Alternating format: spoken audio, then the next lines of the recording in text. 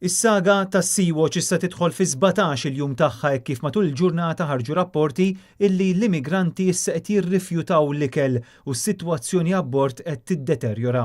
Fuq Twitter is-Sea-Watch qalu illi ma jistgħux jifhmu kif din il-kriżi qed tiżviluppa ftit mili biss il barra mill-kosta, f'dan il-każ il-Kosta Maltija. Sa tnejn filgħodu kemm Malta kif ukoll l-Italja kienu għadhom qed iżommu l-portijiet tagħhom magħluqin u jirrifjutaw li jilqgħu lill-immigranti jinsabu bejn is-sema u ilma bord is-Sea-Watch 3. B'kollox il-grupp huwa magħmul minn 49 immigrant. Il-kaptan tal-vapur Kim Heater qal illi l-maġġoranza ta' l-immigranti jinsabu fi stat ta' disperament. Il-ħadd sar ukoll appell imqanqal mill-Papa Franġisku sabiex l-Ewropa tiftaħ idea għal dawn l-immigranti. Pajjiżi bħal Olanda u l-Ġermanja diġà ħabbru illi lesti jilqgħu lil dawn l-immigranti iżda qabel hemm bżonn illi jinstab port sigur illi jitniżlu fih.